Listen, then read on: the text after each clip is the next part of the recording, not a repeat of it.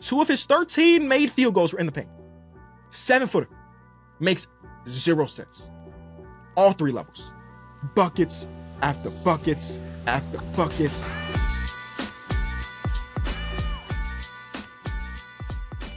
Welcome back to the Kenny Beecham podcast. Trade season is officially here. One of the biggest dominoes is finally falling. Pascal Siakam is a part of the Indiana Pacers. We got to talk about whether or not that makes the Pacers contenders. We got to talk about the ending of the Pascal era in Toronto, because it was definitely something. I want to talk about one of the best matchups we can ask for. The 2 best centers in ball going head to head. Jokic versus Embiid. And of course, we have my favorite segment, #AskKB on today's show. We got a lot. Leave a like, subscribe, and let's get into it.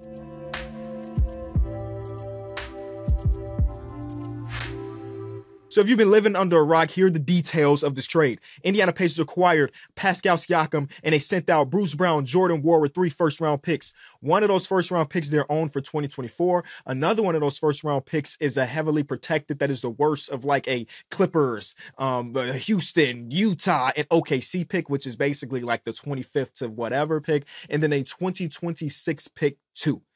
3 first-round picks, a good player, and Bruce Brown for Pascal Siakam. Now, the assumption is that Pascal Siakam will resign in Indiana, and as long as that is the case, I really do love this deal for the Indiana Pacers. Now, I've talked about it quite a bit on my other channel, Kenny For Real, so I don't want to belabor it too much, but I think the main question I was asked after this deal on Twitter or on Instagram was, does this turn the Indiana Pacers into contenders? The short answer, no. But it gets complicated, because I think it puts them closer to where they want to be to eventually become contenders. I think they have already done the hard part. And the hard part for them was finding a person to build around. That is something that every single franchise tries to do when they're in this stage. Who can we attach ourselves to eventually get a player that can help us raise the Larry O'Brien trophy? And I want to remind you, Indiana Pacers fan, close your ears, but you know this all too well. The Pacers have 0 NBA championships in their trophy case. So they've been searching from this guy. It was Reggie Miller, and Reggie Miller helped them make an NBA Finals appearance. It was Paul George for some time. Paul George got them to the conference finals, I want to say twice in his era.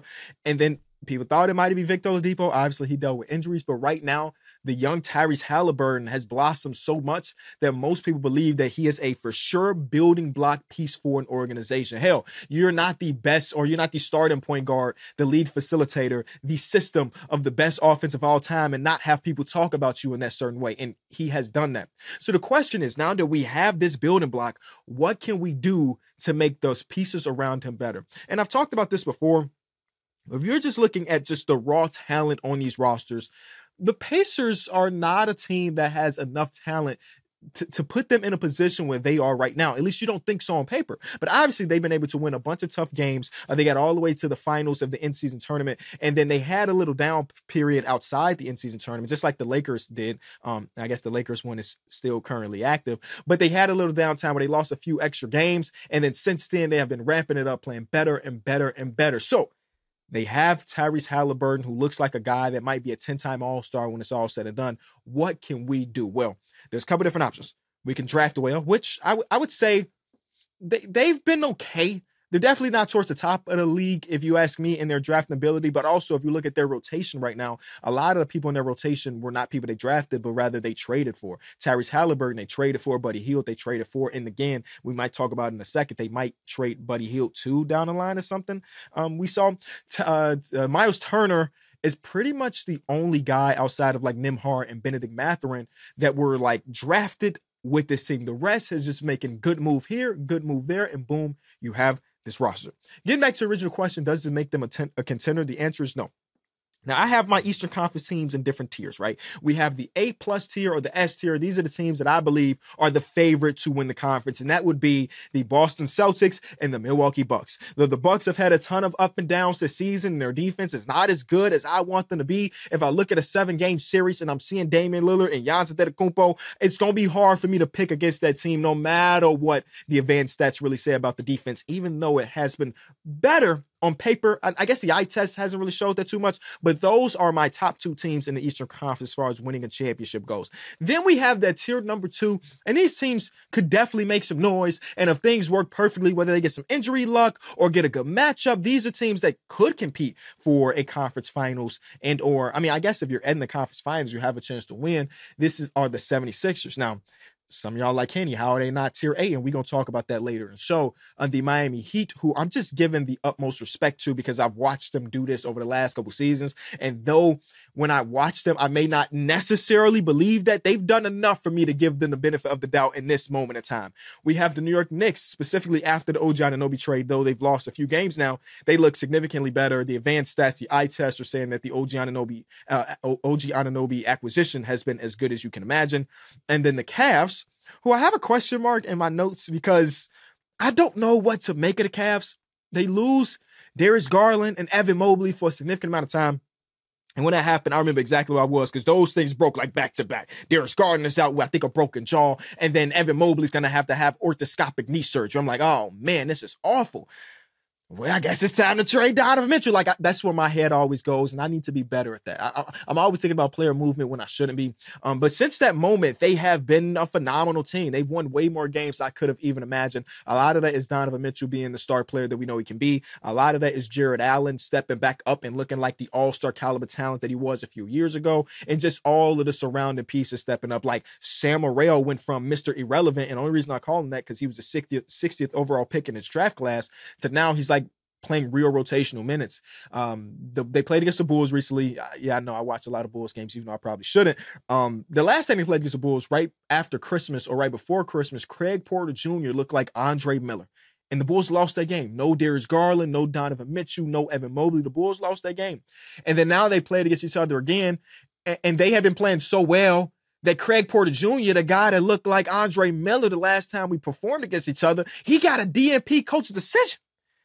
Like, this don't look like a team that should be winning these games, but they have. So I'm putting them in my tier 2 because I don't really know what to think about them. And now, after this trade is where I put the Pacers. All right? The thing that this tells me, though, the aggression to trade for a near 30-year-old forward tells me that they're going forward within the next 3 to 4 seasons. Now, I understand that Pascal Siakam is not under contract for the next 3 or 4 seasons just yet, but again, I'm under the assumption that he will eventually resign. So that tells me when you have a 30-year-old forward and not knowing exactly how he'll age, even though I'm pretty confident that Pascal will age gracefully, not saying that he's going to be LeBron at age 39 or he's still going to be the same player at the age 39, but I don't look in his early 30s of 31, 32, and 33 and think that this is a player that's going to fall off a cliff. So with him being this good right now and his next contract being a 3 to 4 year contract and them giving up the pieces that they did give up tells me that they're going to be ultra aggressive. Now, ultra aggressive can mean a couple different things. It can mean that there's maybe more trades on the horizon, not necessarily this deadline, but maybe in the offseason or at next year's deadline. Or that can mean like, hell, some of the players that we deemed to be untouchable, which was Jarris Walker and Benedict Mathurin, y'all might not be as untouchable in 6 months. Just look out for it. Just look out for it. And that was one of the reasons why I really did like this trade for Indy. They pulled off a trade that I thought was pretty impossible. They traded for an all-star caliber talent in Pascal Siakam without giving up one of the young pieces that they really like. Think about this. Ijax, Jalen Smith, Andrew Nembhard, Benedict Mathurin, Jarris Walker, all 5 of them were safe. And you didn't trade away any actual on-court talent that you believe to be a part of your long-term future. Now, Bruce Brown has been not the three-point shooter he was the last couple years, but the numbers say that when Bruce Brown was on the court, they were just a better team. But the contract you gave him was a $20 million this year with a team option on the next year. You didn't really sign that man thinking he was about to be here for the next couple of years. Like you welcomed it if things worked perfectly, but it's not like he was one of the staples in Indiana Pacer culture. It's not like he was one of the young guys that you want to completely invest in and watching them grow. All it cost you was 3 first-round picks. Now, on the surface level, me saying all it cost you and 3 first-round picks don't even mesh. Well, you look at the value of those picks, okay, it's their own 2024 first-round pick. Well, right now, they're with the 6th seed in the Eastern Conference. And now that they added Pascal Siakam, I'm just gonna say, even though we don't know exactly what the world is going to have in a couple months, because even you look at last year, the Dallas Mavericks traded for Kyrie Irving and they completely missed the play-in. Now, I know some of that was by design, but they ended up being number 11 because things weren't looking necessarily perfectly. So it was a team or a trade that made you think, yes, playoff team. And then they started off relatively slow and they decided to fold the cards. So we don't know exactly what it'll look like, but I'm going to say safely that this should be a team that is in the playoffs. So that pick, end of the teens, maybe early 20s, right? The second pick I mentioned to be a least valuable of a Houston / OKC / Clippers / Utah, and that's probably going to be 23 to 30. Think about this. And then the 2026 first round pick. Now, I've seen conflicting things, and I don't know by the time this come out, can we get a definite answer? I saw one report that said it was completely unprotected, and one report said that it was top 4 protected. So either way, you assume based on them having Tyrese and them having Pascal, hopefully for the next couple seasons, that's another pick that is outside of the lottery. So I gave up three non-lottery picks in theory, and a player that we didn't know if we even wanted to resign next season to get Pascal Siakam. Sounds like a dub to me. And it's not just a pure talent play, because I think the pure talent is that, right? That this is a team that, even though they've won a bunch of games, you look them lined up against some of the teams they're surrounding, they lack the talent. Pascal is an obvious improvement in that aspect. But sometimes teams make deals strictly to improve the talent, and sometimes they make deals to improve the fit of the pieces. And Pascal fits both. He's an upgrade on talent, and he fits like a glove for the things that they do. This is one of the highest powered offense of all time, the highest powered offense of all time. They get on the break, they run. I remember all of the memes during the 2019 NBA Finals. I don't know if y'all remember it. You got to close your eyes and maybe reminisce to Twitter back in 2019. There were a lot of memes. The number one meme was Drake after the Kevin Durant ACL tear, of how upset he was. Wink, wink. But the number 2 meme was about Pascal Siakam and how he runs on the break when he see a shot go up. This man is leaking out, and nobody in transition can even catch up. And though he's not the same transition player as 2019, he's still in the top 92 percentile. Yeah, he's that nice on the break, and they have some of the best, I've mentioned this before, the best point guard core in all of basketball. With Reese Nembhard, who they kept, and then TJ McConnell, there'll never be a minute of Pascal Siakam playing basketball for the rest of this season where he doesn't have an adequate point guard. And that was not the case this season so far. Dennis Schroeder, ups and downs. They tried Scotty Barnes, the point guard, ups and downs. But ultimately, he's played a lot of minutes where he didn't have a guy that can set him up. Pascal Siakam, another one of the best cutters in all of basketball. This is a system that will empower him to do that way more. So no, I do not believe that this puts them into contention right now, but it sets them up for either next year or the year after that, because though Tyrese right now is an all-star and maybe an all-NBA caliber player when it's all said and done, who knows if he's going to get even better. That's a scary thought if you're a Eastern Conference team. That kid can get better, and he's still a kid if you ask me. No disrespect, you know what I'm saying? I'm a little bit older. I'm near 30. That kid can get better? Yes. Now, I'm going to be very interested to see exactly what type of lineups they throw out, because their most used lineup and their most successful lineup right now has been Halliburton, Hield, Bruce Brown, Obi Toppin, and Miles Turner. Obviously, they gave up Bruce Brown, and because of Obi Toppin and Pascal Siakam playing the same position, Obi's probably sliding over to the bench. So I'm guessing Benedict Mathurin slides up, and this is not necessarily this season again, because I don't think they're contenders, but this is a lot of pressure on Benedict Mathurin. That's why I mentioned earlier that maybe he's not as safe in a year down the line as he is right now, as they try to figure out exactly who he is as a player. He's been a league average 3-point shooter, not a crazy amount of volume. He's actually a guy that puts a ton of pressure on the rim, which I think opens the game up a lot more for the people around him. But eventually you want to see that 3-point shot become better, because he's not necessarily respected out there yet. And when you think about some of the pieces that are playing around him, Buddy Hield gets the utmost respect from every single team across the association, because he's one of the greatest high volume 3-point shooters of all time.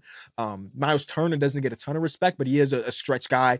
Halliburton obviously gets all the respect in the world, and they need that other guy to be respected, because again, it opens up the game so much more for Pascal Siakam. So only time will really tell. I think I graded this an hour after the trade happened, and I still feel pretty confident in my evaluation on this as being an A under the assumption that he resigns. Now, I saw some people on Twitter asking why trade for him now when they would have had the cap space to potentially pursue him in the offseason. The reality is getting his foot in the door right now can only benefit them in terms of trying to figure out where his priorities lie. You get a couple months of playing with Tyrese under Rick Carlisle, he might fall in love with it.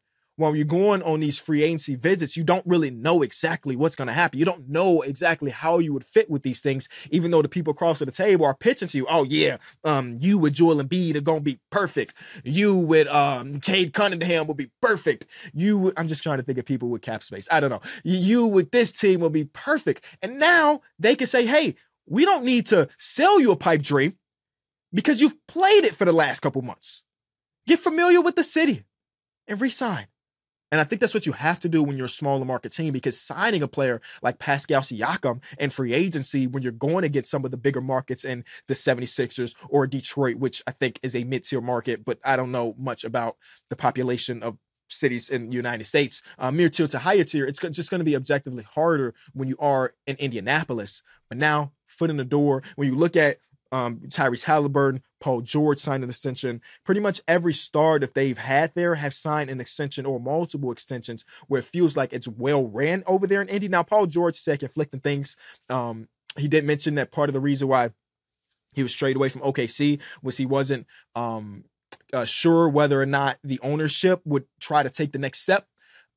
So maybe conflicting things about how things are ran, but this trade and 3 first-round picks regardless tells you that this team, this front office / this ownership team is dedicated to continually staying competitive and potentially going for that first official Larry O'Brien trophy. Let's transition over to the Toronto Raptors. Initially, when you see 3 first-round picks, you feel really damn good about it.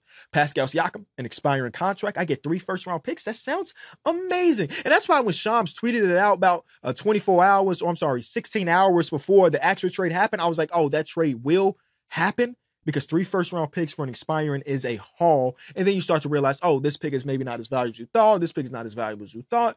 But 3 first-round picks nonetheless. Now, I was okay about it. And then I took a step back after I filmed my initial video and then shot another part of the video where I was like, I don't love it as much as I did beforehand. And I got some pushback from Raptors fans, understandably so. You just traded one of the top 5 players in your franchise history, and you want to feel as though you got back adequate pieces behind it. And again, on surface level, 3 first-round picks, expiring contract, dub. But I'm thinking about the bigger picture.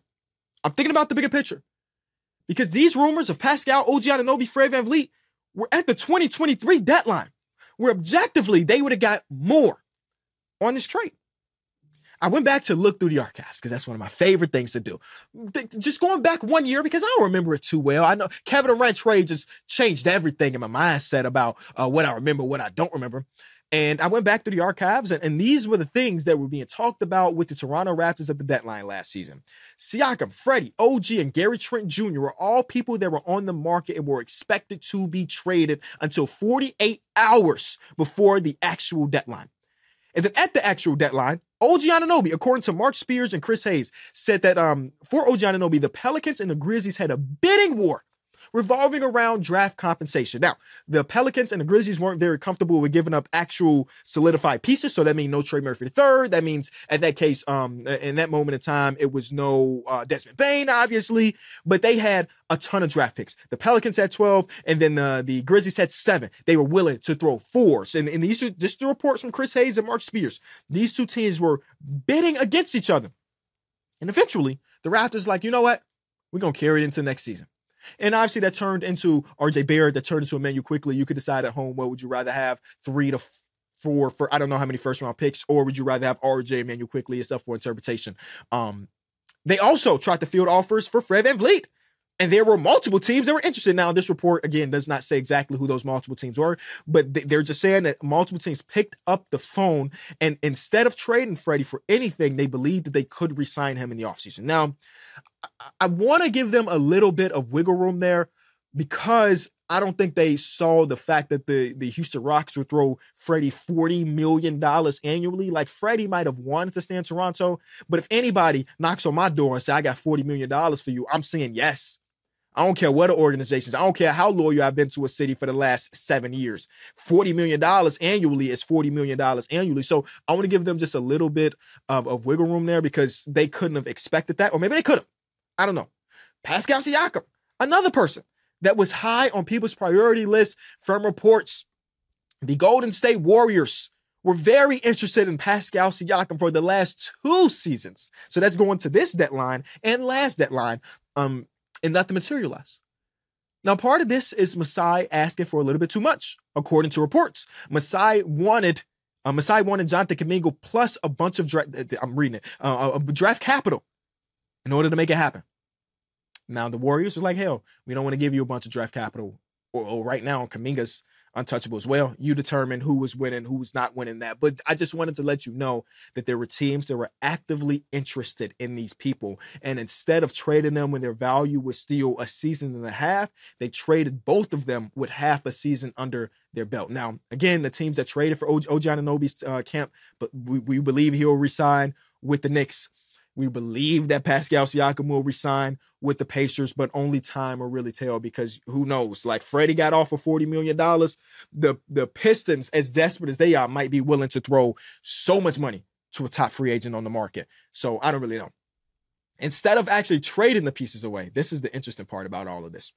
Instead of actually trading all the pieces away, they acquired Jakob Poeltl. And that's why I believe that the 2023 trade deadline for the Toronto Raptors trade deadline is one of the turning points in their franchise history.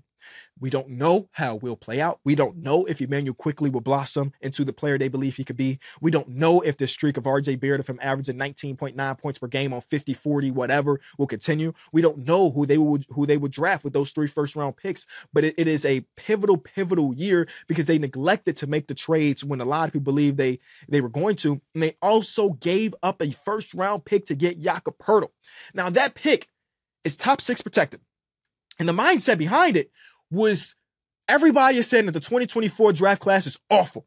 And I've subscribed to a bunch of newsletters, some of those being like actual draft newsletters of people that I don't get to watch a ton of college basketball. So there are people that I trust their college basketball and I read up on these prospects. And I ain't seen a single person that telling you or telling anybody that this is one of those draft classes.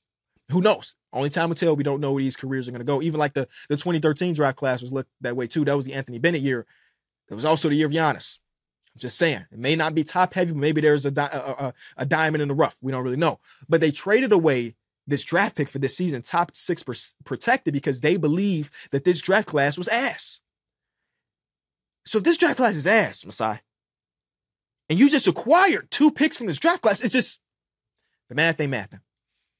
Now they feel obligated to maybe be really bad now.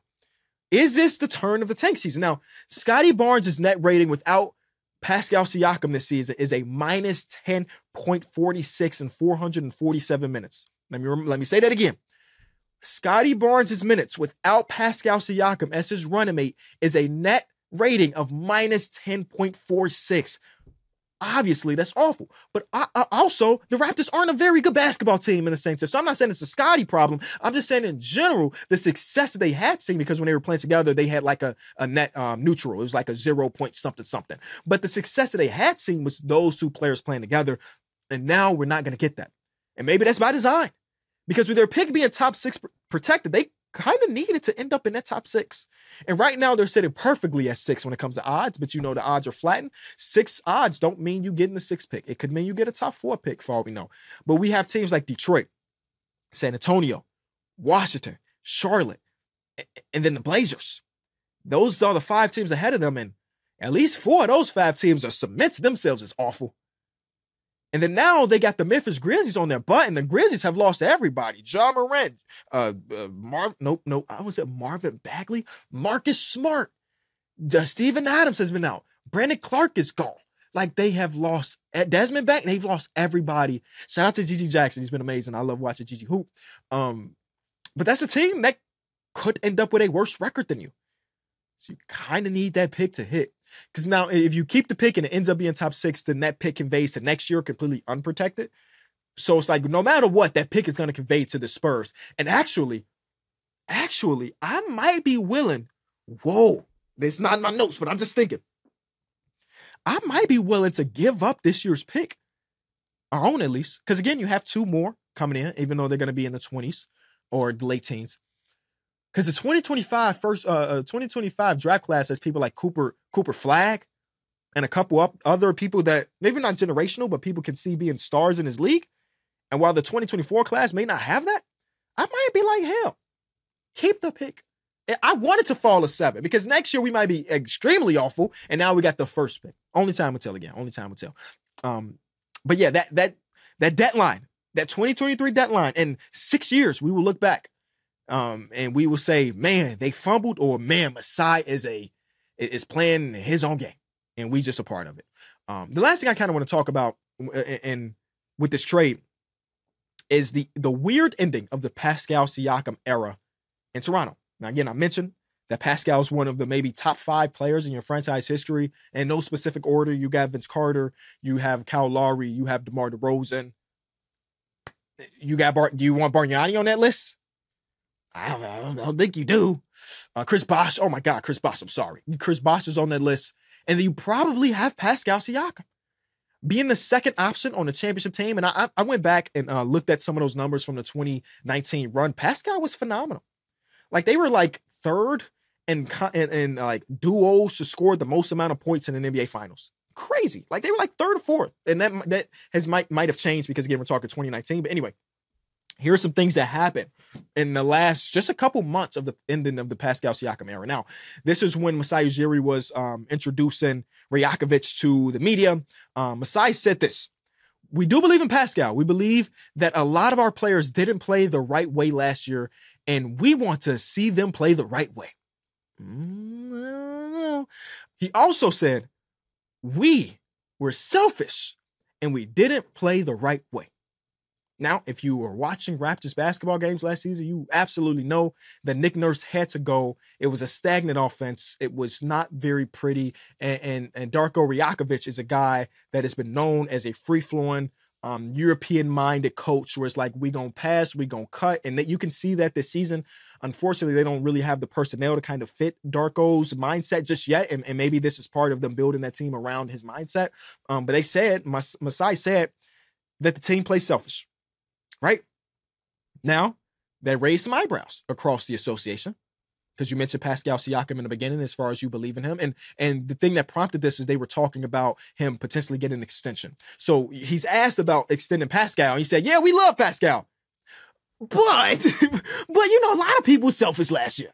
A lot of people were selfish. Now, he didn't actively say Pascal was one of those people, but it raised an eyebrow enough for Pascal Siakam in himself to say, I'll speak for myself. I will speak for me personally. I've never been a selfish player in my life. I always played the game the right way. And that's from the first time I started playing basketball. Y'all at home know I have dyslexia. Reading is a nightmare. And that is why I'm afraid to do like live TV that has a teleprompter, because it is cooked. Anyway, all the things that I do on the basketball court is about our team, and I've always done that my whole career. And that was Pascal Siakam right after Masai was talking about what he was talking about. So it's like, okay. Now, I think Pascal kind of backed that up because for the first half of the season, he has been the number 1 scorer as far as points per game goes. But everybody recognizes that this has been Scotty's team this whole season. And he's been maybe not cool with it, but he's played that role effectively with the idea of either A, I'm getting traded, or B, they going to give me a lot of money, or C, I just really want to see this team be successful. And if you tell me that the team will be more successful with me playing secondary option, hell, I'll do it. That game against the LA Lakers where they lost and they shot 2 free throws to the Lakers, 23 free throws, Pascal hit, I think, 3 really, really big baskets. All three of them being 3-point shots, 2 of them being just standing in the corner. It was Scotty's work, and it was a kick out. That's not the normal Pascal we know, because catch and shoot, 3-point shooting has never been a strong suit. But that is the role they needed him to play, and he was playing it. Now, when he goes to Indiana, who knows exactly what Carlisle's going to do with him in the offense, but I'm excited for it. So it definitely was a weird end. And I even asked the guys, how much do you value? Because, again, we don't really know where Pascal's mindset was. There was a lot of conflicting reports about him only wanting to re-sign with the Raptors, and that he wouldn't sign an extension or anyone else. I don't know how true or how false those claims were, but those were reports nonetheless. And I asked the guys, how valuable is that? When you think about a team like the Toronto Raptors, where it's one of the bigger markets in the association, but again, it's not a place that is going out there and signing big name free agents traditionally. So you have a guy that has made multiple All-NBA appearances, multiple time All-Stars that might be saying to you, hell, I know things are not looking great right now, but I want to stay here for a very, very long time. How much you value that from the perspective of an organization that is not known to get $100 million in cap and go get LeBron, Chris Bosh, and Dwayne Wade. And the consensus was, at least to my guys, was we appreciate the stuff that Pascal has done for the organization, but at the end of the day, we got to think about the future. And I guess I feel that. I guess you just kind of hope that one of the people you drafted, or either RJ or Emmanuel Quickly, ends up being as good as Pascal Siakam was or has been for the Toronto Raptors. And hopefully, if they do end up being that, they're more of a fit for Scottie. Because at the end of the day, as good as they could have been, again, we're talking about a net rating of about 0 together. There obviously was some things that needed to be changed there. So, again, I don't necessarily love it for the Toronto Raptors, only because they waited too long. But if you get past that fact, you just think about 3 first-round picks plus Bruce Brown, it's cool. Just maybe not as good as I thought. Now, the first game outside of the Pascal Siakam era was tonight. And as of right now, as I'm filming this video, they're up by 30 on the Miami Heat. And if I'm not mistaken, the Miami Heat are as healthy as they can be. It's the Heat. The Heat are never healthy, but as healthy as they can be. Jimmy Butler, Bam, and Tyler Hero playing. And the young Toronto Raptors are up by 30. Will they keep this lead? I don't really know. But some promising stuff. RJ's looking good. Quickly's looking good. Everybody's looking good. But they have another game tomorrow. And that is against my Chicago Bulls, the second night of a back-to-back against my Bulls. And it got me thinking and how good this game could really be. As of right now on FanDuel Sportsbook, the Bulls are a 2-point favorite in this game. And originally, I thought that line was clean. But now that I'm seeing them beat the Miami Heat by 30, maybe you want to flip that and say that the Raptors are the favorite. Because both of these teams have not played very well for the past 2 weeks. Of course, huge adjustment for the Raptors trying to figure out, okay, how do we divvy up these extra shot attempts that Pascal Siakam left behind? But the Bulls are a 2-point favorite at the moment in time. And I felt pretty good about that. But if they looking like this offensively, oh man, I don't really know. I'm going to stand put and support my guys at the Chicago Bulls and say a two-point spread is right in their way to win. And I would take that. I would take the Bulls -2 against the Raptors tomorrow. Right now, new customers get $150 in bonus bets guaranteed when you place a $5 bet. If you've been thinking about joining FanDuel, there's no better time to get into the action. The app is very easy to use and there's so many ways to bet, like same-game parlays or the Parlay Hub, which is a way to find the most popular parlays. So visit FanDuel.com/Kenny and make your first bet a layup. FanDuel, the official partner of the NBA. It's time for my favorite segment. It is the hashtag AskKB. All you have to do is go to Twitter, or you can go to the comment section of these episodes and use the hashtag AskKB, ASKKB, and I try my best to answer a handful of your questions. The first one comes from Jinky. After seeing how Dante Exum has made his way back to the NBA, is there a player you'd like to see return to the league? Now, I'm sorry, Jinky, because I'm not really answering your question. This is just an opportunity for me to talk about people like Dante Exum or Duab Reith, who spent, the last 5 years of his career bouncing around, getting cut from summer league teams and going overseas and doing this. And now, again, I don't know what his future holds, but he is a part of an NBA roster actively and starting a bunch of games. But the poster boy for this season, and though Dante Exum has looked incredible before his injury, I can't wait for him to get back. Chris Dunn. I have always been a Chris Dunn believer from 2017 to 2024. And I feel vindicated. On my old podcast that used to be known as Through the Wire, a year or so ago, or maybe 2 years ago at this point, I said, Chris Dunn is an NBA player and it makes no sense that he's not in the league. And though the rest of my guys on the panel didn't really care enough about that statement, they thought that was just Bulls bias because I've been a Bulls fan all my life. Nobody else cared on the panel, but the comments was, Chris Dunn? The answer is yes. Chris Dunn is an NBA player. So to see him go play overseas for a little bit and get an opportunity in Utah with his old teammate Larry Markin is incredible. They have a net rating of 11.38 together in the 400 minutes.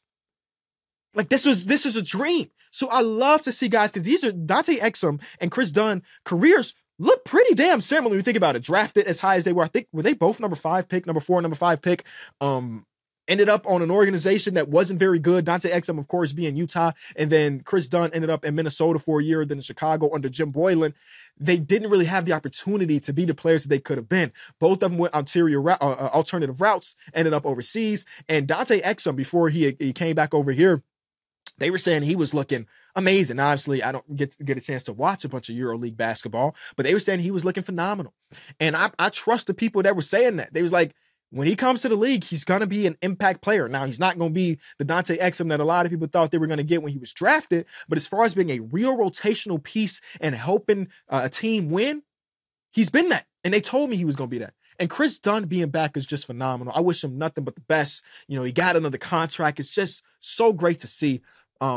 And I guess the G League is kind of this as well, and maybe less of a success story. But if you look at G Leagues, you see a bunch of former NBA players that are just trying to get it back. Hell, Lance Stevenson just had a triple-double 2 nights ago in the G League. You're like, oh, Lance is still trying to give it a go. He is. And maybe some team gives him another opportunity. I don't really know. Austin Copeland says, everyone dunks on the Pistons, but as a Wizards fan, I feel that we're really the worst team in the league. There's nothing to look forward to, and we just really suck, and we chose the wrong year to tank. Without Ted selling the team, nothing will change. Hashtag Ask KB. Hey, head up. You know, the reason we dunk on the Pistons is not because they're bad, because every year we have bad teams. Now, again, they're right now historically bad, but we have bad teams every single season. It makes the league go. You're going to need teams to get punched in the face on a nightly basis. We don't make fun of the Pistons for being bad. I mean, that's part of it, but we make fun of the Pistons for being bad in year 4 or 5 of their rebuild. You are bad right now on year 1. And right now, that's something. You're bad in year 1 of your rebuild. Most teams are, right?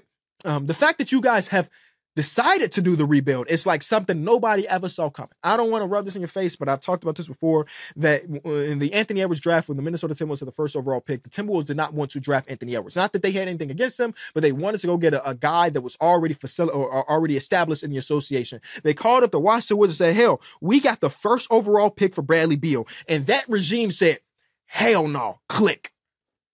And now you're past that. You've traded Bradley Beal for a lot less than Anthony Edwards, but you traded him nonetheless. And a guy like Kyle Kuzma is going to have value eventually. Now, is he getting traded this deadline, next year? I don't really know. He's going to have value. Being bad right now is the best thing you could do, even though this draft class isn't good, because guess what? It ain't like y'all about to spend a bunch of money this offseason to be better next year. So the Cooper Flag year, you're probably going to be bad too. And you give Koulibaly a bunch of time to get used to the NBA. Just give it time. I know things ain't perfect. Y'all might be moving. I don't love it. But again, the fact that y'all decided to turn the page is a thumbs up if you ask me. The next one comes from King Max. What is the most important thing when watching basketball? I'm trying to do what you're doing with sports, and I'm trying to start with basketball and football. I'm trying to talk about sports, but I feel like I'm too much of a casual. How can I fix it? Now, I do want to say, King Max, there's nothing wrong with being a casual. Everybody has a casual with this negative connotation. It's not that, if you ask me. I'm a casual at majority of things in life. You know what I'm saying? I love soccer now. Super casual. I love baseball. Casual. I'm enjoying football. Casual. There's nothing wrong with being a casual. But if your goal is to go above and beyond that, what are the most important things in watching? One of the things that changed my life as far as my viewing experience to make me feel like I'm more knowledgeable about the game is not watching the ball. I think it's very easy for you as a fan of the sport to be like, the ball is where things happen. The ball in the hands of this player, that is where the sport lies, but it's not. It's what's happening around the ball. It's what's happening off of the ball. Sometimes I watch, and I don't do this in real time because I think it's really, really hard to do when you're trying to watch 4 to 5 different games at the same time. So you go back to rewatch some highlights, you rewatch moments in the game. One of the things I try to figure out is watch a possession and see the ending of it and say, how did they get there?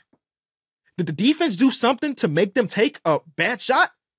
Did they draw something up that failed?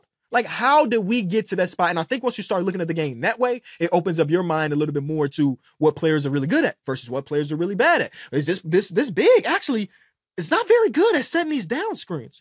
Oh, when Paul George is coming off on the right side, he traditionally likes to dribble 3 times straight to the basket before floating, like these just random little nitpicking things. And it helps you understand the game a little bit more. As cool as it is to watch the ball and Kyrie Irving go do, it's also equally important to see what the hell is Josh Green doing over there? What is Dwight Powell doing as a guy setting a screen? Is he rolling? What are the people on the outside doing while the main action is happening? Are they screening for each other, or are they just standing around?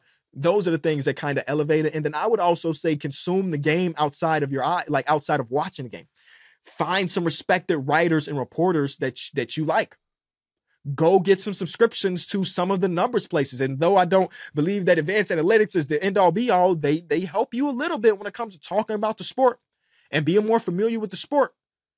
Go listen to, there are some X's and O's podcasts that will change everything. The Dunker Spot with Steve Smith and Nikias Duncan, one of my favorite podcasts. They talk about the game in a way that I would never be able to. Right? They understand the X's and O's of the game. They watch the game a lot different than I do. And I respect the way they talk about the game that they watch. Where even if there's times where I don't agree with their take, I'm like, oh, I know he didn't just pull out his ass. I know Nikias and Steve are watching as much basketball as anybody, you know? And those kind of things really help you get that next step. Good luck on your journey, though. Getting into sports media is really, really fun. I hope you enjoy it.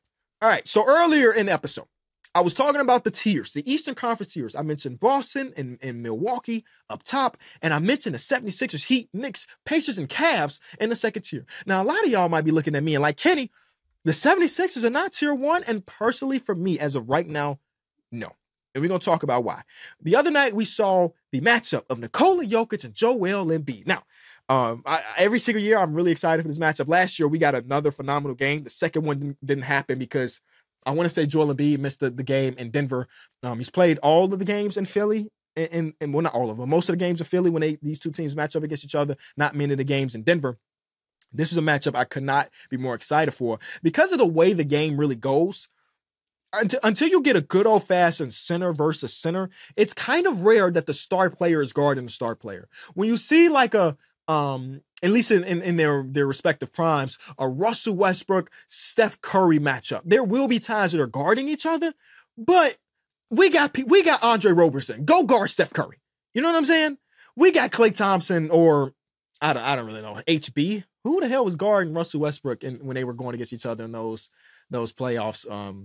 Or in those regular seasons. Anyway, you just don't see the star player being guarded by the other star player because you have other people that you delegate that role to. Because how am I going to be the best player on the floor when I'm exerting all this energy on both ends? I got to guard your best player and do my thing. Now, there's just a small percentage of people that can do both. But normally, unless we get two great bigs, and I mean big, like true bigs, you don't really get the matchup. So I was excited for it. And then I tune in. These brothers, and they did have times guarding each other. But it was a coaching chess match where sometimes Jokic was guarding Joel Embiid, and that happened very early in this game. But eventually they decided, maybe not the best matchup. Go get Aaron Gordon. And now Nikola Jokic is guarding the corners, and that allowed Joel Embiid to end up this game with 41, 10, and 7, 10 assists, kicking it out to the shooters because Nikola Jokic is trying to play this roamer role, but he also is more slow-footed than a traditional roamer. So once the kick out ended up being to Tobias Harris in that corner, he just can't cover enough space to get out there. This was another super, super dominant Joel Embiid game, and I don't need to give you the whole conversation about it because I mentioned it a few episodes ago that Joel Embiid is one of the best scorers I've ever seen with my own two eyes. And I gave you 10 minutes of that, so you can go back and watch me give you the rationalization behind that. But this is another example of that where it did not matter who was guarding him, what coverages he saw, he ended up with 41. And if you look at his shot chart, think about 41 points, and he shot 15, 16 free throws. So a good amount of free throws, but it's a Joel Embiid game. You're going to get a lot of free throws. If you look at his shot chart, he scored 2 baskets in the paint. 2 of his 13 made field goals were in the paint. 7-footer. Makes 0 sense. All 3 levels. Buckets after buckets after buckets. And then he went on a couple personal runs, one of them being in that fourth quarter when they started to pull away. And I'm like, man, I understand the people, again, that don't like the grifting and the fouls. And again, I respect that. I respect your opinion on that. But just looking at the pure basketball, Joel Embiid is just ridiculous. And again, if it wasn't for the games played, because I think that's going to be a problem for him, he is my MVP, you know? But again, games played matter a ton. But in this game, Jokic ended up with 25, 19 rebounds, 3 assists. It was a good Jokic game, not the great Jokic game. I mean, he got outdueled by Joel Embiid. But even Joel Embiid himself said he talked to Jokic in the end of it, and he said that Jokic is the best player in the world. That's what he told him. And I love that we have this mutual respect, because even, I don't know if Jokic said anything about this matchup, but historically, Jokic has been very, positive towards Joel Embiid as far as respecting his game and stuff. The super cool part, this is from ESPN Stats and Info. This is the second time in the last couple years, and I think they mean literally 2. And you remember Nikola Jokic is an Iron Man, by the way, so we're talking 100 plus games, and this is including playoffs too. This is the second time where an opposing center has scored more points than Jokic in a game and assisted more than Jokic in a game. Only the second time. The other guy to do this was some people's Jokic light, and Alperen Sengun. And now we have Joel Embiid. So I think the matchup lived up to the hype completely. I was super excited for it. I can't wait for the next matchup. But it gets me to the conversation about why I don't believe that they're a 1A contender in the Eastern Conference to win a championship, because they are so very reliant on Joel Embiid and Tyrese Maxey. Now, traditionally, to win a championship, you need to be relying on your star player. Trust me, I understand that.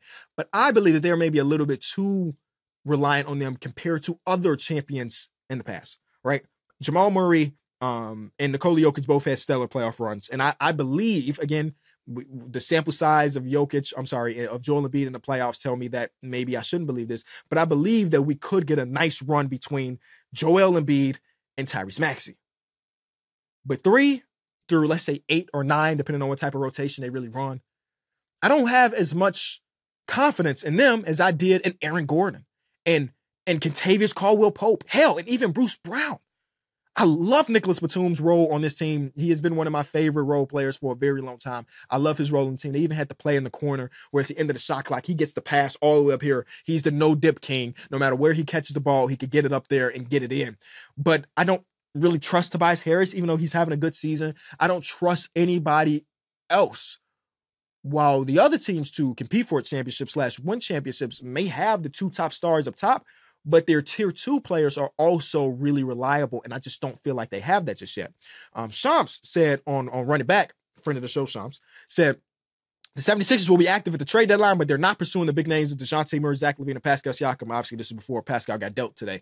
And that just made me very interested, because I didn't think they needed to go get DeJounte or they needed to get Zach LaVine, but they did need to elevate their team nonetheless. So they got me thinking, if they're going to be active with their 2 first-round picks that they acquired from the Clippers, who could those players be? Because they're kind of running out of time, if you really think about it. They've been saying that they've been wanting to sit on the salary that they've acquired, or the lack of salary they've acquired, because Batum, Mook Morris, Robert Covington, these are expiring contracts, and they potentially can have a max contract spot this season. Boom, great. So let's just try to compete right now, and then we go sign a free agent, and next year is our year.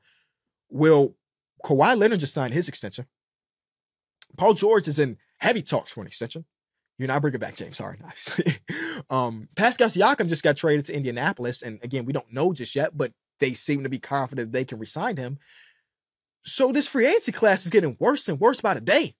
You don't want to save this salary cap to go get DeMar DeRozan, to go get Gordon Hayward, Klay Thompson. Like, if you're going to use a max spot, you want it to be one of the guys that I just mentioned, and those guys aren't it. So now that we're not thinking about keeping salary cap, then maybe we can go get a player that's no longer on an expiring deal.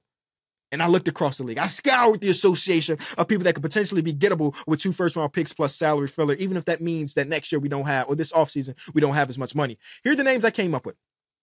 Terry Rozier.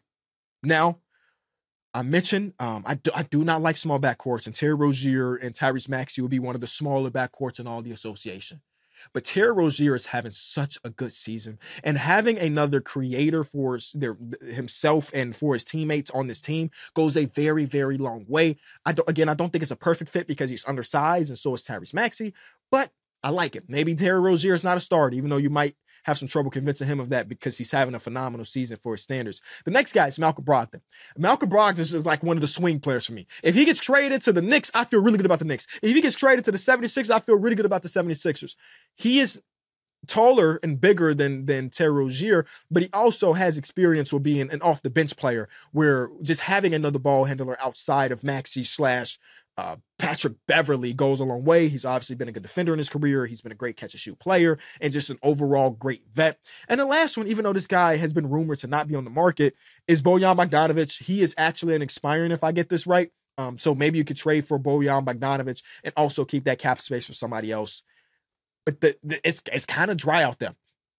Unless you're thinking about a guy like Alex Caruso, who's making only $9 million annually, but the Bulls have expressed that they're not trying to trade him. So you'd really, really have to throw a nice trade together for him. And I don't know if acquiring him puts you over the top. Now, he has been one of the better catch and shoot players in all of basketball this season. He does act as a secondary ball handler, but does he put you over the hump enough to feel as though that is a worthy trade to do? I don't really know. He's only making like $9 million, $10 million next year, so saves you a little bit of money.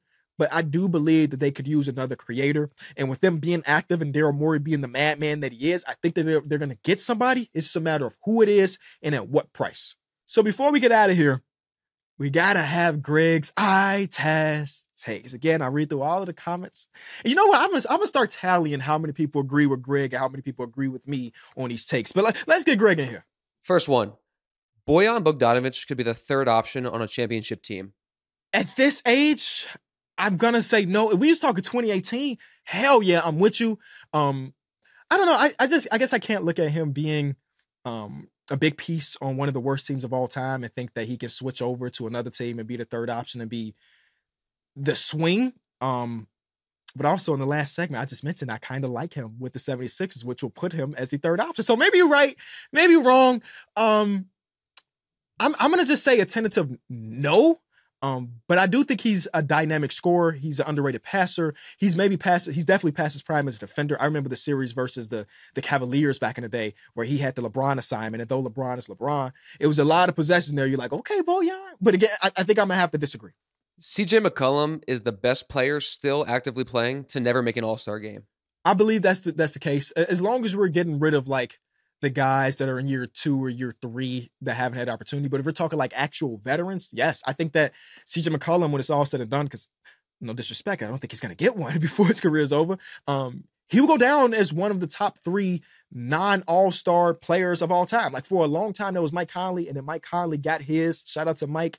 And now it's CJ. He has been a 20-point-per-game scorer for like 7 straight years, as consistent as can be. And his role has shifted from when he was with the Portland Trailblazers to now being a lead ball handler and a playmaker for the Pelicans. And when he's healthy and he's playing, they're usually pretty good. So I can 100% agree with that. The last one, there's been a lot written on this subject, a lot of podcasts, a lot of articles. So, in my opinion, the NBA should ban the act of taking charges. Now, keep offensive fouls, but remove the act of sliding under an offensive player, putting your hands over your nuts, and falling over. It's a dangerous play, and it's not a natural basketball play. 100% agree with you on this one, Greg. I have said this for years upon years upon years, and every single year it feels like we're losing somebody for a big amount of time for this exact reason, whether it be a high flyer that is 16 feet in the air, feels Ja Morant trying to jump over somebody because somebody slid through and now he has a fractured fractured hand. I agree with you that is not a natural basketball play. And a lot of the times it doesn't result in the effect that you really want. Obviously, you can get the actual call and then it's a turnover on the play, but I would never, and this is why I'm probably not a coach. I think there's instances where a charge can be valuable, but in most cases, it's more detrimental to like the players, if that makes sense. Too many freak accidents just happen for me. So hell, if you get beat, you get beat, and you just got to give up those 2 points at the rim, man. Stay in front of your player.